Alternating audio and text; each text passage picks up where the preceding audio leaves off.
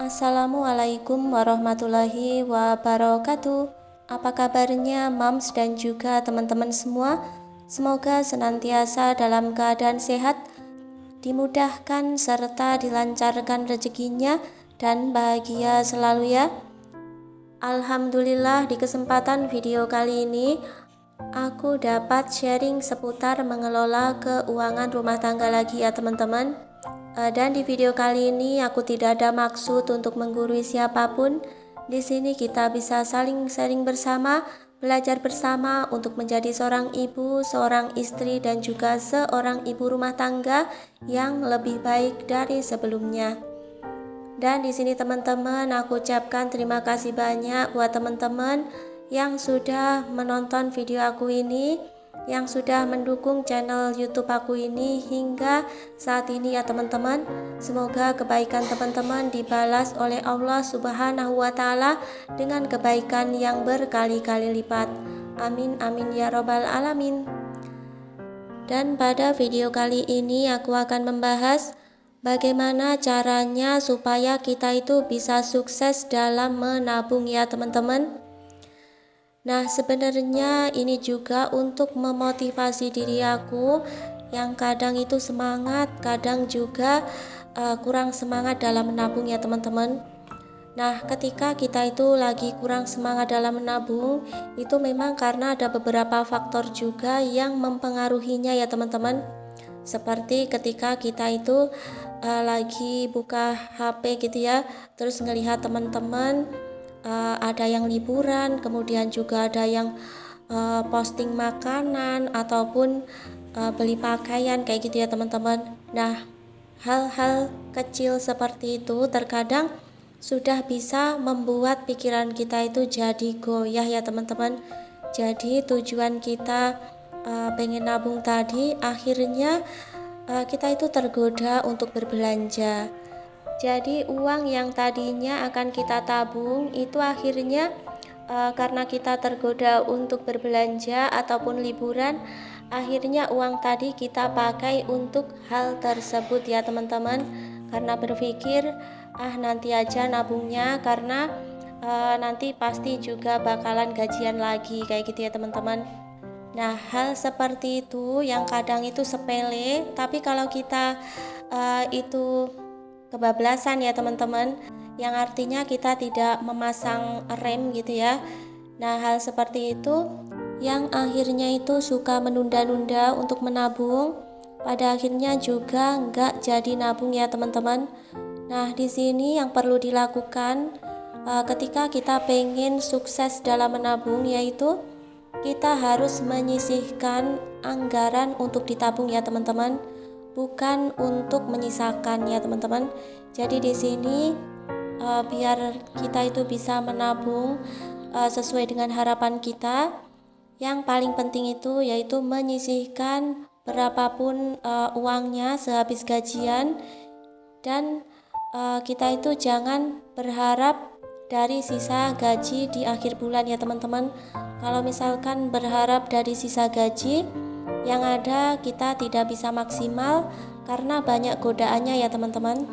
Contohnya seperti tadi ya, perilaku kita yang cenderung konsumtif dan mudah tergoda dengan hal-hal yang kita lihat ya teman-teman. Jadi yang paling aman itu adalah menyisihkan di awal gajian ya. Nah, di sini untuk cara-cara menabung itu banyak ya. Bisa menggunakan cara atau metode tersendiri, tetapi menurut aku yang paling aman dan juga efektif yaitu kita menyisihkan uang tabungan di ATM tersendiri yang memang kita khususkan untuk menyimpan uang tabungan ya teman-teman. Dan di sini aku mohon maaf karena untuk dubbingnya aku itu sedikit belepotan gitu ya, karena sudah lama juga aku itu nggak dubbing ya teman-teman. Nah, di sini sebagai contoh, misalkan dengan gaji per bulan itu sebesar 2 juta.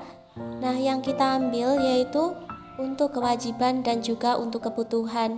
Nah, ini usahakan kewajiban dan kebutuhan itu sudah benar-benar terpenuhi semuanya ya teman-teman. Nah, misalkan untuk kewajibannya itu kita ambil 20%, atau kalau kita total itu ada Rp400.000. Kemudian untuk kebutuhan sebesar 70% atau Rp1.400.000 ya teman-teman. Dan di sini kita sisihkan 20% yaitu untuk tabungan atau sebesar Rp200.000 ya. Jadi untuk menabung ini harus kita sesuaikan dengan penghasilan dan juga kebutuhan kita ya teman-teman.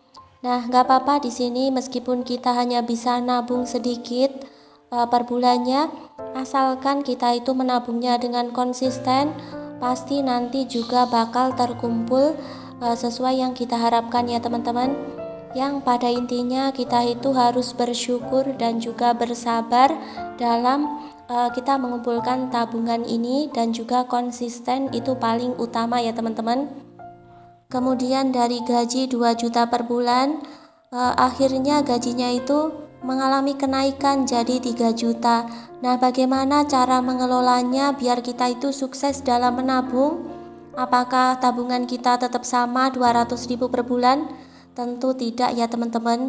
Jadi kita ambil contoh seperti ini. Misalkan gaji dari 2 juta jadi 3 juta per bulannya. Kita ambil untuk kewajiban 20%, yaitu kalau 3 juta sebesar Rp600.000.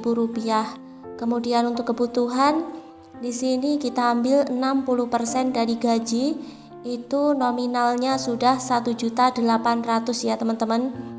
Kemudian di sini yang kita simpan yaitu sebesar 20% atau sebesar Rp600.000 untuk ditabung setiap bulannya ya teman-teman.